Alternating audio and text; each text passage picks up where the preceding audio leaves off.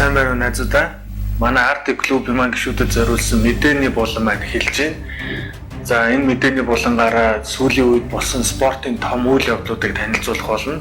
За өнөөдрийн хувьд гэх юм бол Оросын сүүлийн император болох Фёдор Емельяненко Чейлсоно нар тулалдлаа. За энэ дулааны талаар та бүхэн танилцуулъя. Чейлсононы хувьд бол нокаутанд оруулах цохилт байхгүй. За түүний тактик бол партер буюу хэвтэй байдал шилжүүлэх байсан. За хэд хэдэн удаа унгаах гэж оролдох үед Фёдороос маш хүчтэй хариу цохилтуудыг ерөнхийдөө оруулчихсан.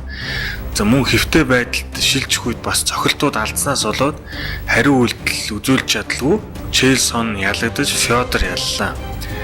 За Оросын сүүлийн император болох Фёдор Емельяненкогийн хувьд бол Pride гэж Япон улсын холимог дулааны спортын холбоо байхад 10 жил нэг ч ялагдaltaгүй дэлхийд ноёрхож байсан. Энэ хүн бол холимог дулааны спорттоо Майкл Жордан, Майк Тайсон шиг агуу тамирчин.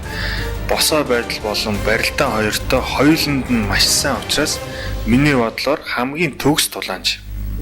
Харамсалтай Strike Force-д Фабрисио Вердунд анх ялагдсанаас хойш түүний карьерийг ерөнхийдөө уруудсан. Харин саяхан Беллатортой гэрээ хийж энэ холбооны авраг болох боломж дахин түнд нэгдэж байна. За түүний дараагийн тулаан бол 19 оны 1-р сарын 28-нд Райан Бейдертэй аврагын төлөө тулалдана. Энэ тулааныг та бүхэн заавал үзээрэй.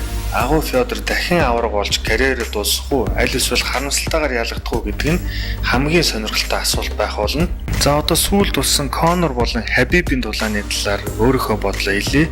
Энэ тулаан дэлхийн техникт онцлогож чадлаа. Хүн бүр энэ хоёрын тухай хэдэн өдөр тасралтгүй ярьж байна. За харин миний хувьд бол ингэж дэлхийн техник бүх хүмүүсийн анхаарлыг тулаанд хандуулж чадсан нь л гайхалтай санагдаж байна. Энэ тулаанаас бол бүгд хоцсон, UFC ч хоцсон, Конор ч хоцсон, Хабиб ч хоцсон. Ер нь бол би Конорыг дэмжиж ирсэн. Учир нь Конор энэ UFC-гийн хөнгөн жингийн тамирчдын тулааныг маш сонирхолтой бөгөөд үзүүштэй болгож чадсан. За та бүхэн Фёдор Емельяненко болон Чейлсононы тулааны бүтэн бичлэгийг пэйж руу ороод үзээрэй. За манай мэдээний булан маань тань таалагдсан бол лайк дарж subscribe хийгээрэй. Мөн Фёдорын тухай юу гэж боддгоо комент үлдээгээрэй.